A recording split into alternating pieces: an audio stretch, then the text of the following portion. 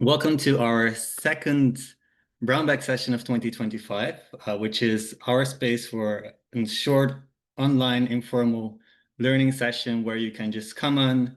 You're invited to enjoy your lunch whilst getting inspired. My name is Gigi Pascual-Ngalok. I am Innovation Facilitator at Partos. And this session is obviously organized by Partos, but as an NGO platform, we are in extension also a global learning and innovation space for bold and critical and inspiring voices to show more on their vision about social justice and equity in our connected world. In this Brown Bag session, we will take a deep dive into the global anti-rights movement and their coordinated attacks against democracies. And in this specific Brown Bag session, it's the second one. So the first one dived a little bit deeper into actually what anti-rights movement is, but this one will look deeper into basically how anti-rights movements are a threat to as well to our democracies and how they use misinformation and disinformation tactics to influence spaces and to also have a deeper impact on how public narratives are shaped. So the session will not be facilitated by me today, but actually by Oladipo from AIDS Fund. And we're also joined by amazing speakers from RNW Media, CIVICUS, University of Gothenburg, as well as representatives from the Love Alliance. Without further ado, I would like to hand it over to Ola, who will guide us further through these the coming hour that we have. And I'm very excited to see what will be discussed. And we really ask you to be engaged as well. So if there's any questions, if there are any reactions, feel free to respond in the chat, and let's see what will happen. Great. Thank you so much, Gigi. Good afternoon, everyone. I'm so excited to be here, and I guess everybody is too. Just to briefly introduce myself, my name is Oladipo Shoboale. I'm a senior project officer with AIDS Funds. I'm specifically working in the Love Alliance, and just to give a brief introduction of the Love Alliance, it's a 5-year program that ends at the end of the year, and basically we work on, we have an unwavering commitment to protecting, promoting, and fulfilling sexual and reproductive health rights in 10 African countries globally, but also we work in 10 African countries. And just to give you some more context, we've been doing a lot of work on anti-rights in these countries, knowing what the anti-right movements are, who are the actors, the strategies and tactics. And this has sort of like developed into this beautiful collaboration with Partos. And like Gigi said, we have this first Brown Bag session looking at anti-rights movements globally. And this is the next session where we'll be talking about threats to democracies and specifically zooming in on misinformation and what tactics are used. Before I introduce our beautiful lineup of speakers, we would like to hear from you. What do you think? What are the trends of anti-rights? And we have a link or QR code, and would like you to scan and respond to that. Looking forward to that. Basically, going to our speakers, we have 3 speakers today: Giovanna Fleck, Ailey McEwen, and Ines Pusadela. I hope I'm pronouncing it right. Giovanna works on the intersection of journalism, research, and advocacy. Our work spans critical areas, including human rights, technology, and digital policy. For the past year, she has worked as an editor and led Global Voices Civic Media Observatory, focusing on uncovering the construction and impact of narratives across the world. Currently, she works at RNW Media as a policy advisor for media and human rights. She specialized in data journalism at Columbia University and holds a Master of Arts in Political Communication from the University of Amsterdam and Aarhus University.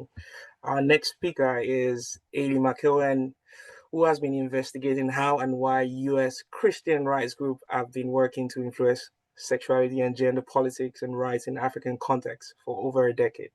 She is a postdoctoral researcher in the Department of Political Science at the University of Gothenburg and a research associate with the WITS Center for Diversity Studies at the University of Witwatersrand, Johannesburg. In addition to publishing in academic journals and books. She regularly shares her research with civil society, UN agencies, and international NGOs working to counter anti-rights mobilizations. And our last speaker is Ines, who is a senior research specialist with CIVICUS, World Alliance for Citizen Participation, where she co-leads the CIVICUS Lens platform and co-authors the annual State of Civic Society report. She also teaches comparative politics and global civil society at Universidad ORT in Montevideo, Uruguay. A political scientist by training, she has published several books, book chapters, and journal articles on democratization, political representation, social mobilization, citizen participation, and public accountability in Latin America, as well as resources for civil society activists and practitioners around the world. Welcome, Ines. Welcome, Giovanna. Welcome, Ailey. And I would like to throw this first question to you. But before I go to that question again, the link for the Mentimeter is there. Please, candidate would like to hear your response as we dive into our session today. I want to throw this question to you, to our beautiful lineup of speakers. How is the anti-rights movement relevant to your work? Maybe I'll first go with Giovanna. Sure. Hi, everyone. It's a real pleasure to be here and to see such a diverse group of people in the audience. Thank you so much for joining. The question was about how the anti-rights movement affects my work, correct? I think there's no way that I can isolate my current work, both in journalism or in advocacy, any kind of work related to media development at all, from what's happening in the precarious system that the anti-rights movement is setting up in terms of narratives and in terms of influence as well. As we're trying to work to build or foster and push for more human rights in different spheres, there's this pushback happening. And I think for me, specifically coming from a media background, it's important to not only be aware of that, but to be aware of how to mitigate those harms.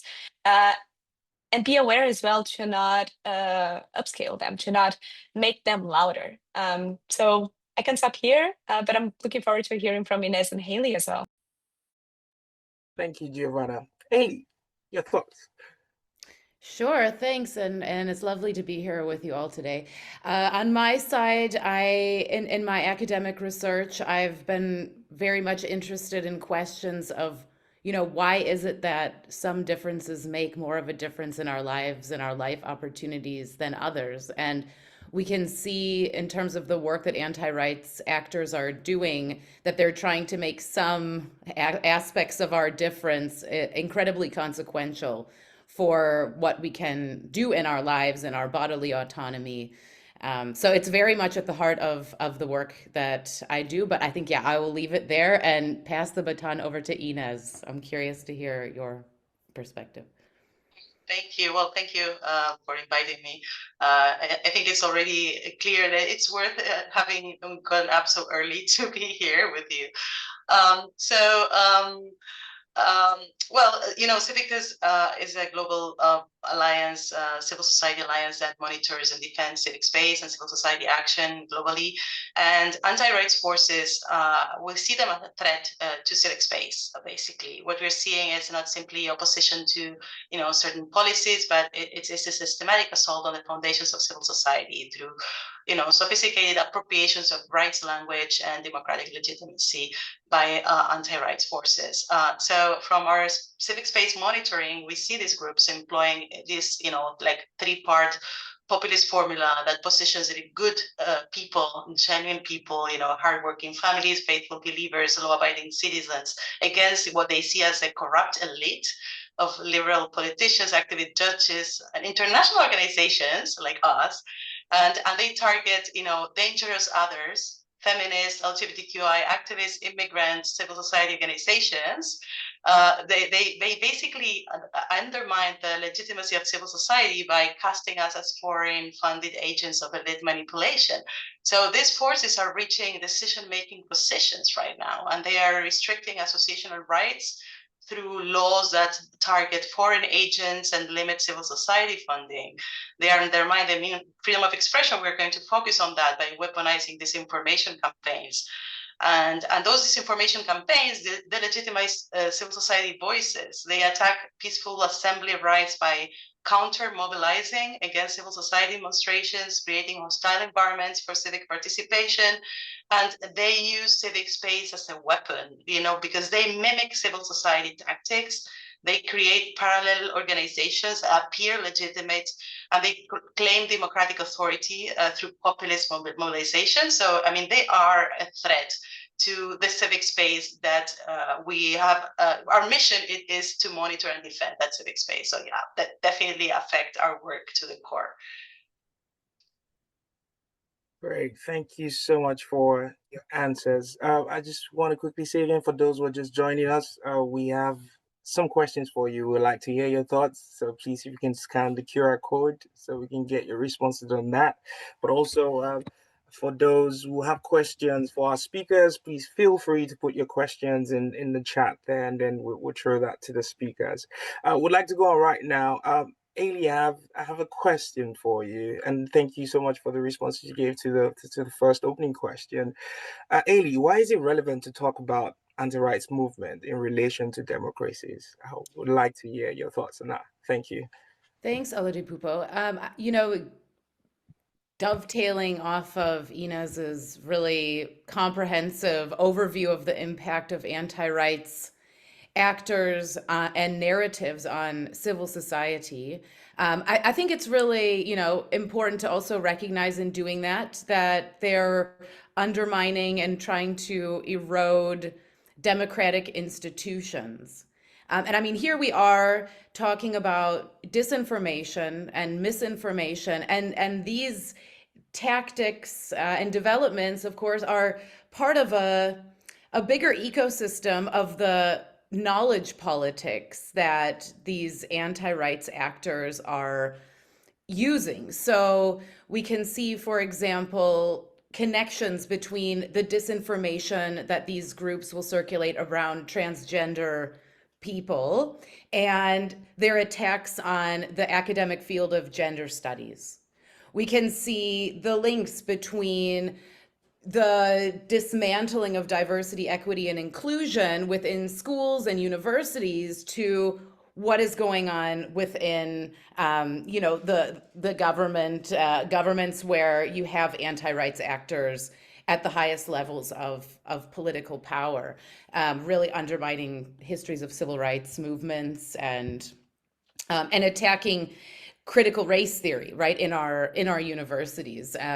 So I think it's really interesting that we're having this conversation and we can kind of bring these different components together in terms of what they do to destabilize the institutions that uphold democracy. And if you listen to the narratives of far-right, anti-rights or anti-gender political leaders, you can hear that what they're trying to do is not necessarily, many people talk about anti-rights like it's a backlash or it's a rollback, but it's much more than that. And if we think of it as a backlash or a rollback, we're misrecognizing, we're not recognizing the work that they're doing to roll forward and roll out a future where we have democracy without the values of equality, where we have democracy without human rights.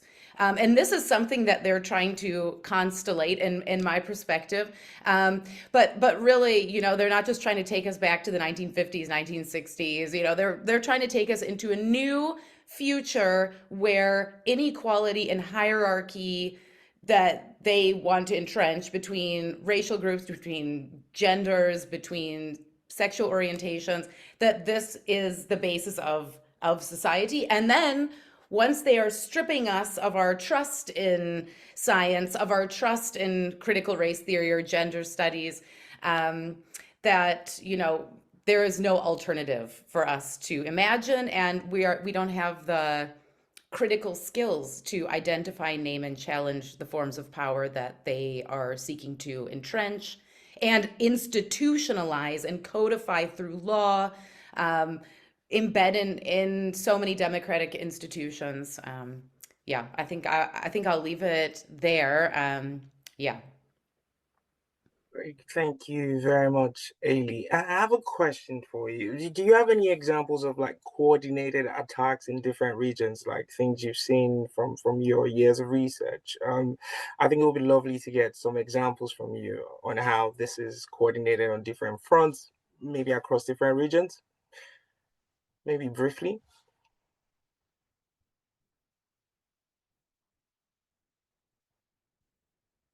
Haley, that was a question for you. No, I was asking Sorry, I like, thought you were no, going. no worries. I thought like you missed. Yeah, I was just asking like, Yeah. do you have examples of coordinated attacks? Examples of that across regions, maybe in Europe or in Africa. Yeah, absolutely. I mean, just to, yeah, sorry. Yeah, just to pick one would be the regional campaign against comprehensive sexuality education that US Christian right groups have been mobilizing really since about 2015.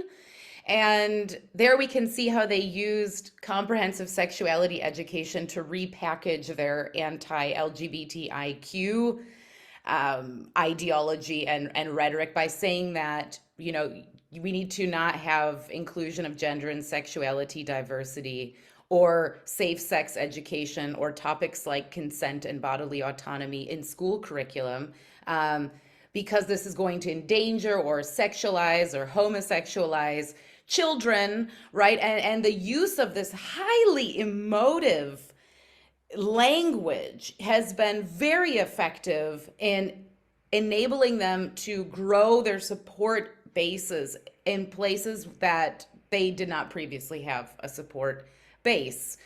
For example, through working through parents groups, through like WhatsApp groups, circulating stuff like images of images that will be taken completely out of context, and then they will claim that these images are from proposed new sexuality education curriculum. And these things have been debunked. And I'm curious to hear from the other speakers, especially when we think about challenging the disinformation. But people have done a lot of work. Even governments have issued statements, like the government of Zambia and the government of South Africa, have issued statements saying, this is not from our curriculum. This is a disinformation campaign by groups wanting to dismantle and, promote these kinds of discriminatory agendas or whatever. But it doesn't matter. Like the narratives continue. The fact checking doesn't seem to be helping like we might hope that, or think that it would. So there are several examples like this, of course. These disinformation tactics around sexuality education we've seen them the world over in places where these movements are operating. Thank you so much, Ailey. Very interesting that you said that. We also saw that in our research, sometimes with the disinformation linking, CSC to trafficking and linking it to pedophilia and such things. All right, great, awesome. I want to throw a question to you, Giovanna. How are disinformation tactics taking shape across the regions of the world you work in? Over to you, Giovanna. Yeah, I wanted to start and actually build on Haley's examples that she cited. I think it's really interesting to take this ideas specifically when it comes to gender and how they spread around the world. Campaigns just like that were spotted in Brazil, in Turkey, in other parts of the world. This is not something that is uncommon to see. In Brazil, for example, this was attached to an idea called gender ideology, where governments will try to pervasively push for certain boundaries within children, and then the children protection discourse gets a lot of repercussion inside of those systems as well.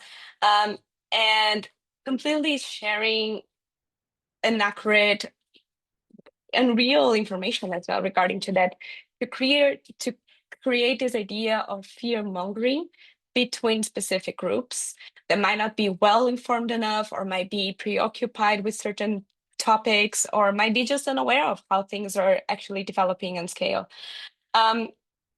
And so it's interesting to see how certain things spread and how things are catching within different groups. But in my work specifically, we've seen how those patterns are not a chance. They are part of coordinated, very well implemented campaigns that exploit the environments where they are shared to upscale those messages. And I'm mostly talking about digital platforms when I think about that. But before I get to that, one thing that I always like to start with when I talk about disinformation is the difference between disinformation and misinformation.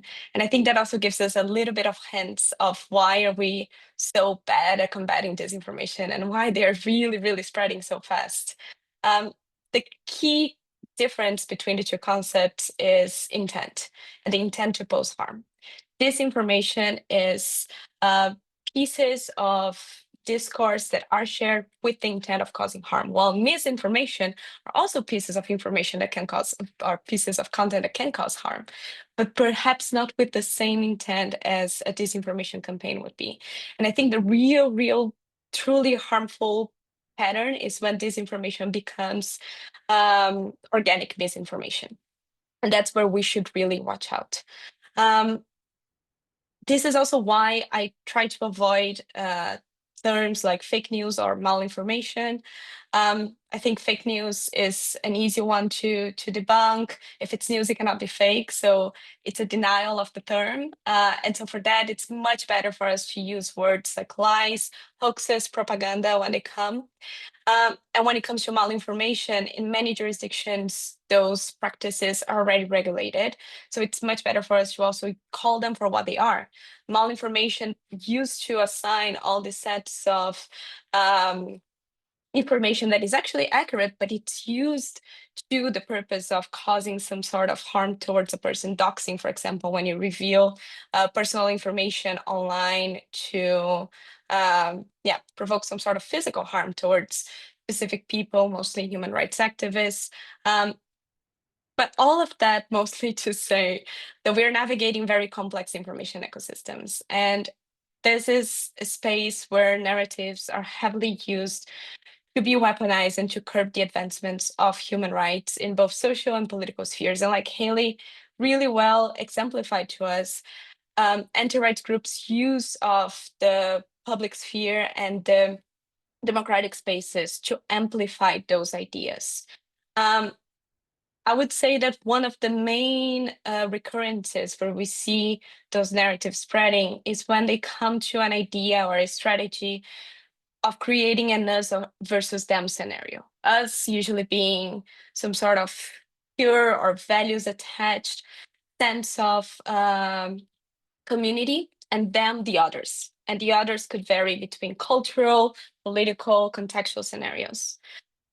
One key thing here, and why is it so difficult as well to constrain disinformation when it spreads this way, is that we definitely lack a lot of contextual and oftentimes subtextual knowledge to fully address how disinformation campaigns are being posed. And I would say that this really, really bases on different political interests as well. But also there's, as I said before, a lot of push between platforms or environments where those pieces of content circulate. That is definitely interesting to evaluate how this information is amplified. And I would say that the crisis that we're living now within this current dichotomy and diversity within information ecosystems is really, really, really profitable for fascist ideas to circulate. But unlikely in 100 years ago, where the Nazi party needed to sign up thousands and thousands of members to spread their propaganda, nowadays we have algorithms that do that very, very well without needing people to subscribe for that. And they amplify harmful discourse in detriment of factual and public interest information because it raises money. I always say that, and I think it's worth repeating. The internet definitely didn't invent misogyny, racism, transphobia, but it did invent the ways that gets monetized. And that's a huge part of how those discourses continue to be amplified. Besides the creation of this idea of us versus them, and also the examples that both Ines and Haley shared before, I would also highlight that a lot of those discourses, part of its strategy is being highly incoherent. Anti-rights groups, they will often accuse human rights defenders of taking off the rights, and we see that a lot when it comes to discussions around freedom of expression, that they're being stripped of the rights of being fascist, of the rights of being racist, of being homophobic. And I think those incoherences are also something that really characterizes how the discourse is taken over and how it kind of meshes up with people in real life. I think it really gets to people's minds from the basis to the political spheres, and it takes really different shapes worldwide. We did a lot of work inside of the Civic Media Observatory looking at how narratives spread inside of different information ecosystems around the world. One of the countries that we looked the most was India, where the BJP, the current ruling party, tries to create this campaign focused on Hindutva values. So they try to discredit Muslims inside of the country. One of the ways they do that is by dehumanizing them through those narratives, through those campaigns. When you dehumanize the other, then it's much easier to attack them. We see that in many contexts of conflict. We see that now in Gaza, in Sudan. It's a common practice in that sense, and it can be used in large scale or minor scale as well. In Brazil, where I'm from, the anti-rights movement really works to claim the narratives of development or innovation should be used in detriment of preserving natural ecosystems, for example. And that's something that it's not unique to Brazil, also not unique to India, but that we see across the board in different countries, but use and adapt to different contexts as well. I'll just finish up this round because I think I already exceeded my time with just one main takeaway by saying that I think disinformation ecosystems are definitely much better funded and much more coordinated than we are. But I really believe that partnerships are key for us to try to address this. I think there's a lot to be done in stepping up scale to counter disinformation efforts, building long-term resistance and resilience. But I'll leave it to my colleagues as well to speak a little bit more about that. Great. Thank you so much, Giovanna, for that comprehensive response. Great. I think you've teased out a few things about what we can do. I want to move forward with Ines and ask a set of questions, especially in ways to combat disinformation campaigns, basically. And my first question to you, Ines, is based on the annual State of Civil Society report. What are the conclusions of the report? What is the way forward, especially in terms of in the context of what we've been talking about? Over to you, Ines. Thank you, Ola. So before that, I think I would like to engage with a question I see on the chat, because I just wanted to say something about the anti-rights label and how it helps and what it may obscure, right, when we use it. The calling these groups anti-rights is more an activist than an academic label, and it is problematic, because it basically assumes that we defend rights and they oppose rights, and it's quite simplistic. And of course, feminist movements have solved this issue by calling them anti-gender, which is very accurate and objective. But of course, when we talk about anti-rights groups, we mean a wider array of groups, so not only anti-gender ones. So it is a useful label, but we need to be careful because it also may misrepresent how many of these groups understand themselves, and it will fail to capture the sophisticated ways in which they weaponize human rights discourse, right? Because they don't see themselves as opposing rights. We have to make this difference between maybe the factories of narratives that actually crafted this discourse, and the people who feel attracted by these groups or by this discourse and are part of these groups. And we cannot assume bad faith, and we need to examine their genuine motivations. And they make claims. They make rights claims. And so they speak of the rights of the unborn against reproductive autonomy. They speak of parental rights against sexuality education. They speak of religious freedom against discrimination protections. So, and this is not always, simply cynical manipulation, because many people actually believe they are defending rights. So in order to engage with them, we need to understand where they're coming from. So some of the conclusions of the report, it's not the annual report. This is a report specifically on anti-rights groups that we wrote about 6 years ago, and things have changed a lot, and it's have worsened a lot since then. And we also have been thinking a lot about anti-rights groups since then. But the analysis showed actually that these movements use a very sophisticated strategy because this strategy combines legitimate rights concerns with fabricated evidence. So they make their false claims more credible and harder to counter because they are based on concerns that are real. They leverage existing tensions. They use this populist template I mentioned, exploiting economic anxiety by connecting immigration to job competition. And that economic anxiety is real. We're talking about a context in which inequality has risen to astronomical levels, right? And we have all these billionaires. This is a crazy world, and people feel left behind, and that's real. So they are exploiting those anxieties. They weaponize cultural change fears through concepts that are completely made up, like gender ideology, right? And they position themselves as defenders of real, authentic local values against foreign imposition. So I think dealing with these groups needs a shift in how civil society operates. The first thing we need to do is move beyond moral superiority and engage strategically with these groups. We need to acknowledge that many people support these movements and have genuine concerns about democratic accountability, cultural change, child welfare. They really care about that. It's not that they are not cynical. They deserve more substantive responses rather than just dismissive responses, saying like, yeah, that's not real, that's not a problem. So we need to engage directly with sort of rights versus rights conflicts rather than saying we are supporting rights and they don't. We need more sophisticated approaches to rights discourse because somehow our universal human rights framework is not resonating with people.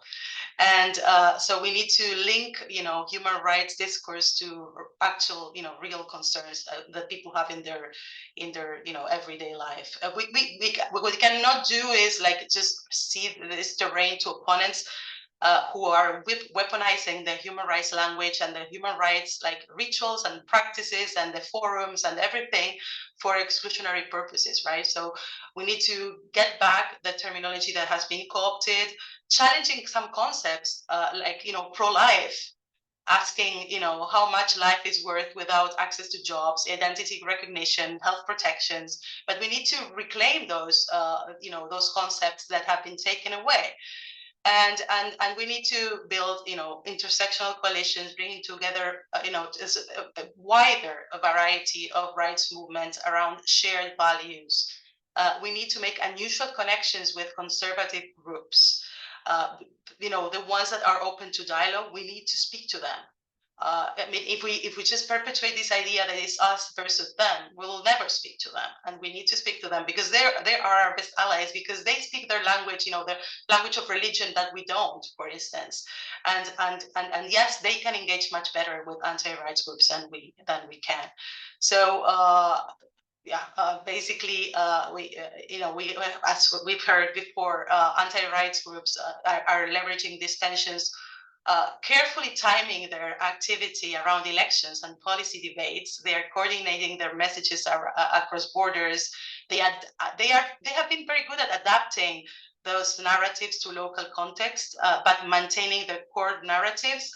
They have studied our tactics, and they have imitated them very successfully. So now we have to do the same. because they have been very successful. Now we have to learn from them and basically turn that around. But we need to listen to what they're saying. So that's would be the main takeaway. Great, thank you very much, Ines. I have one more question. And I'm just curious to hear your response. What role does international solidarity play in resisting the anti-rights movement? I've heard you talk about intersectional coalitions but like really specifically zooming in on international solidarity. What role does this play, and what potential does it have in dealing with the issue at hand? Well, international solidarity is key, and actually, in coordinated campaigns have been the trademark of the anti-rights movement, and they learned that from us. Now we have to reclaim that, and we have to, but we have to be very careful, because they accuse us of of being foreign agents, right, all the time. So we need to be very careful to navigate those, international networks to avoid playing into those accusations. It's ironic, because anti-rights groups themselves are heavily reliant on international networks and funding. I mean, they get tons of money from very wealthy US-based think tanks and organizations and foundations, but they attack civil society for receiving international support, and they get traction when they do that. So we need to mobilize solidarity internationally, but we need to be very careful. And what kind of resources we need to mobilize? First of all, I mean, definitely we need to exchange tactical knowledge about successful responses.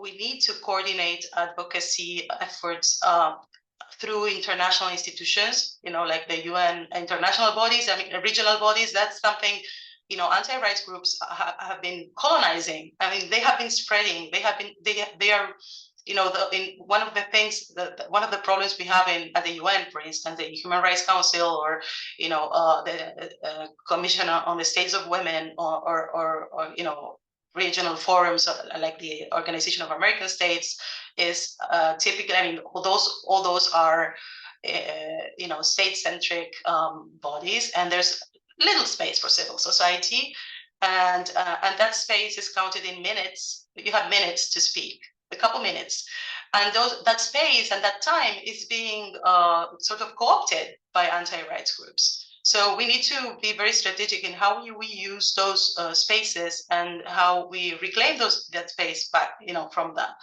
But we are talking about a time when it's when civil society is seeing its resources shrink, and drastically. So pooling resources, pooling campaigning and communication materials, that will be key. It's going to be a very difficult time. It's going to get even worse before it gets better. So we need to be very careful how we use our resources, how we share, what can we share. And also, of course, I mean, we can never stop exposing the international funding networks that support anti-rights movements, right? But when it comes to narratives, maybe international solidarity must prioritize the development of locally rooted narratives, and narratives that don't necessarily rely very heavily on international human rights language and NGO language, because that doesn't resonate with people, right? We need to develop, so we need to support, as international partners, for instance, if you're an international partner, you need to support local organizations to develop their arguments for rights within local and cultural and religious traditions. And also be transparent about the funding, because otherwise, that is going to be weaponized against them. So we need to find the ways, and I'm closing with this, but of coordinating efforts without appearing to be the globalist conspiracy they accuse us of being. Thank you very much. I see Giovanna's hand. I think you, please go ahead. Just a quick addition to what Ines just said. Yeah, I just want to highlight the component of localized strategies here. RNW Media, the organization that I work for example, works a lot with local journalists that are trying to address most of those issues from a very community-based perspective. And we see a lot of ways that it resonates with the communities, and a lot of ways that it's actually much more impactful than a larger campaign could be, because it's really looking at people from the bottom up. Besides that, I think the work of journalists needs to be valued in general in that effort. We're not only talking about civil society organizations. I think it's also worth talking about reporters, investigative reporters, but also community journalists that are doing this work, that are talking to people, making their perspectives feel validated, and addressing a component that is also part of this scenario of chaotic information ecosystems, which is the lack of trust in media. And to be honest, I'm the first one to be critical about it. I think media deserves the criticism that it gets.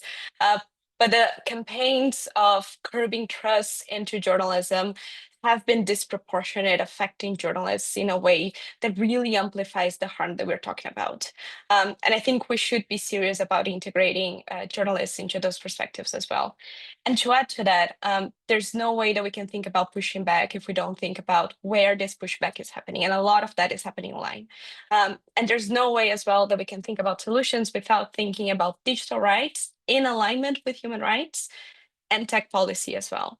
And addressing those from a perspective in which we claim accountability, in which we claim transparency, in which we claim a fair avenue for us to share our ideas where we don't amplify harm. The thing about algorithms nowadays and the way that platforms are really benefiting and profiting over information is that they're really amplifying harmful discourse in detriment of information, accurate information.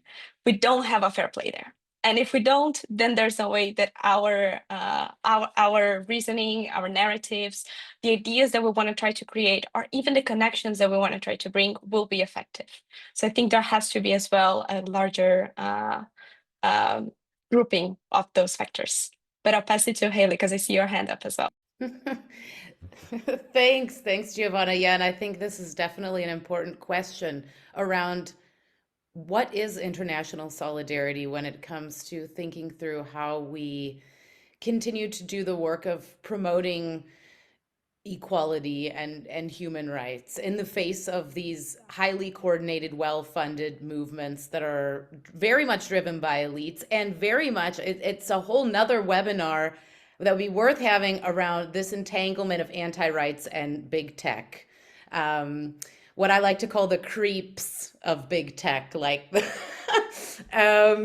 so yeah, but I think what I want to relay is just a conversation that's come up in other forums I've been in, particularly with African, queer, and feminist and other human rights actors who say that, you know, in the US, people should do something there to stop these groups from going abroad in the first place and spreading this stuff all over the world. Of course, it's not an easy task, but I think it's something worth thinking through. And especially now that we're also seeing the increasing globalization of European far-right groups that are doing the same thing. So can we ask ourselves, or is there something that we can think of in terms of what we can do from those centers of power to disable these actors from globalizing these very authoritarian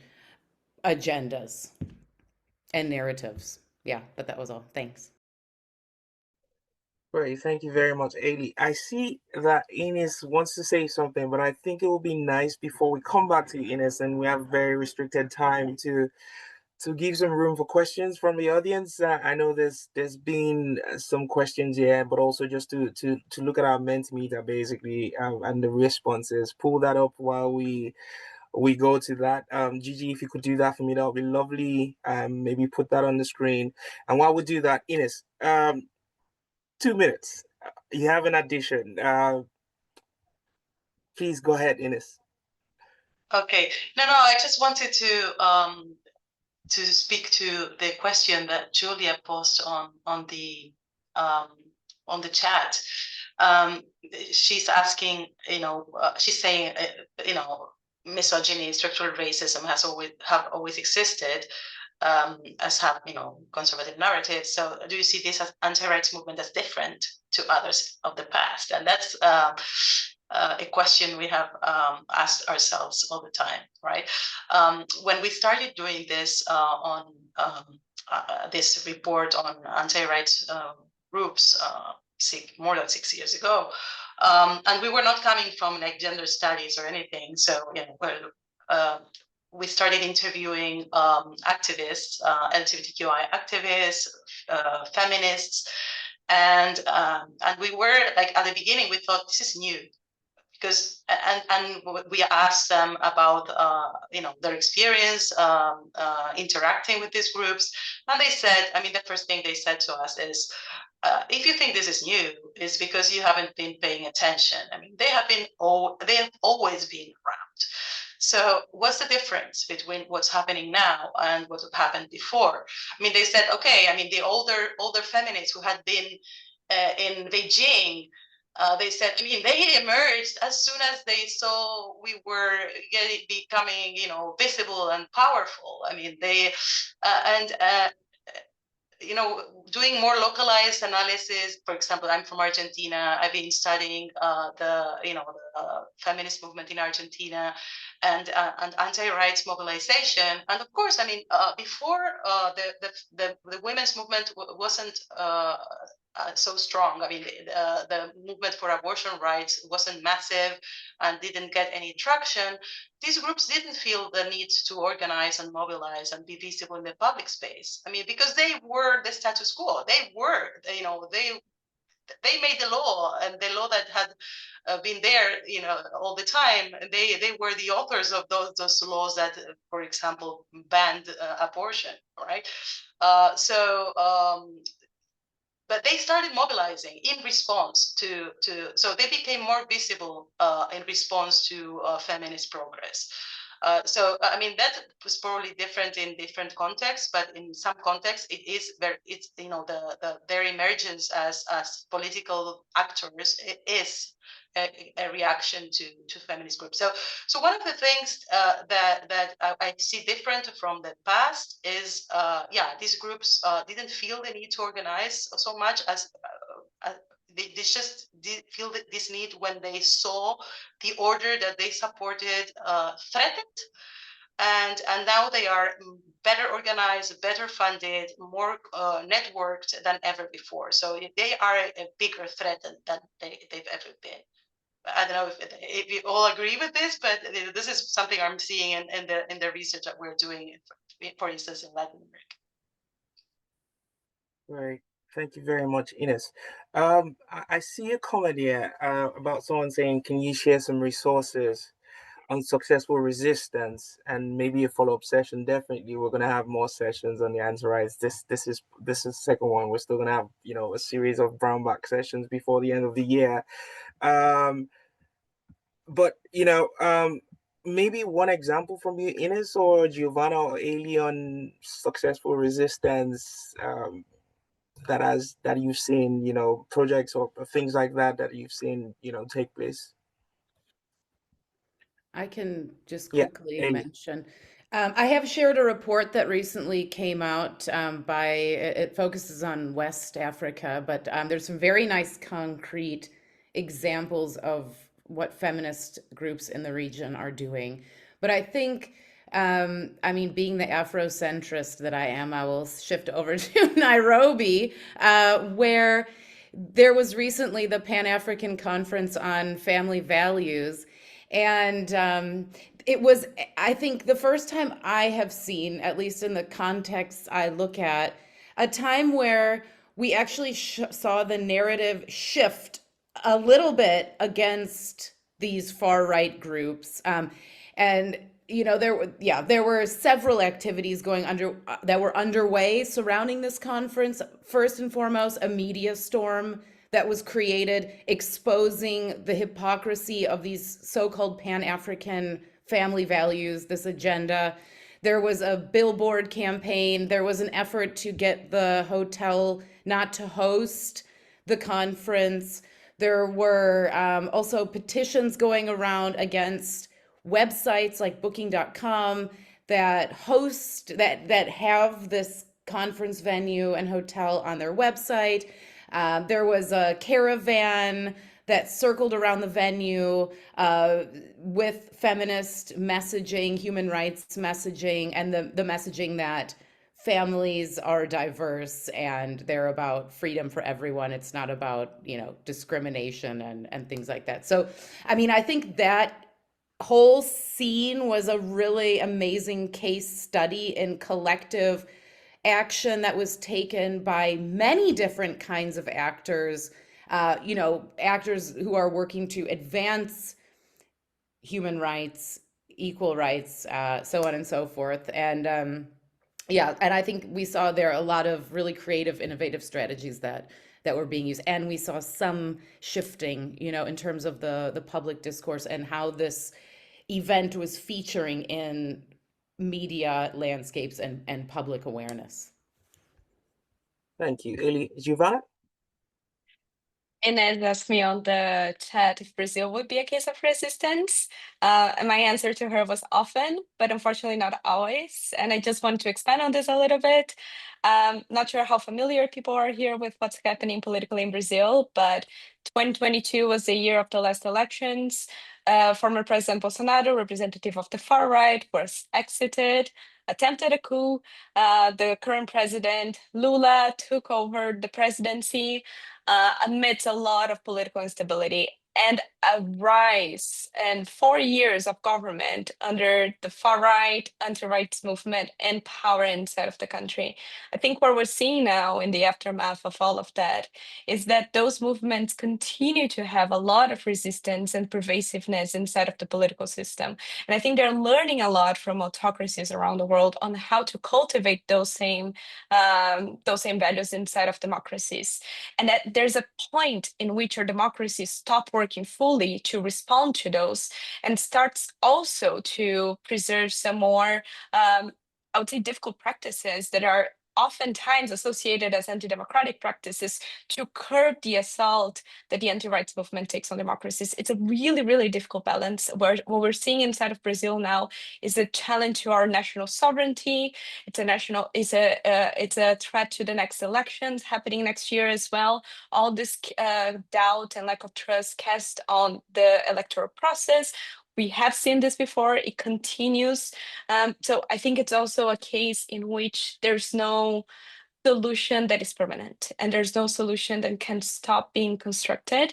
It has to continue being implemented with society. I think the victory of Lula in 2022 showed that listening to people on the ground really makes a difference, but that has to be continuous. Otherwise, people need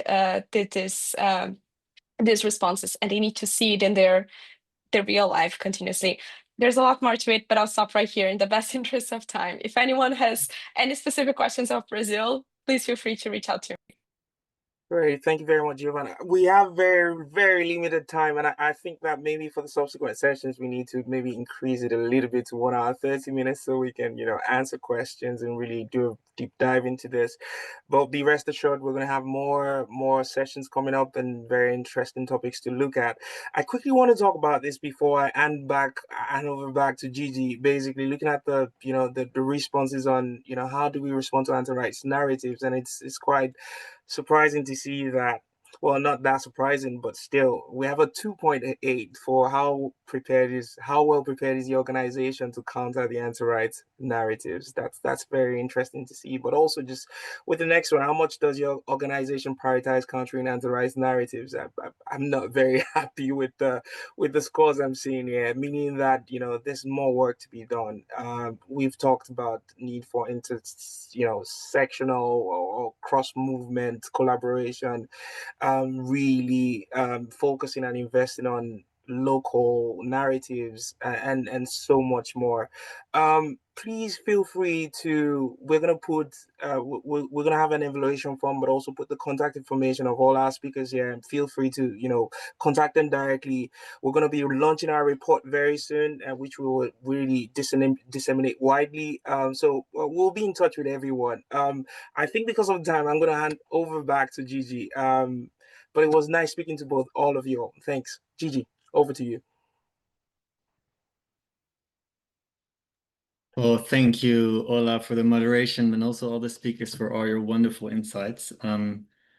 I cannot agree more that this is such an important topic, and it's really interesting to see how we shifted from understanding how anti-rights groups are also affecting the work of civil society organizations, and also seeing the responses of the Mentimeter, since we're a platform for civil society organizations defending human rights, defending the rights of minority groups as well. It is so important that we understand how these movements are also influencing our work and how we can also move into countering those tactics as well.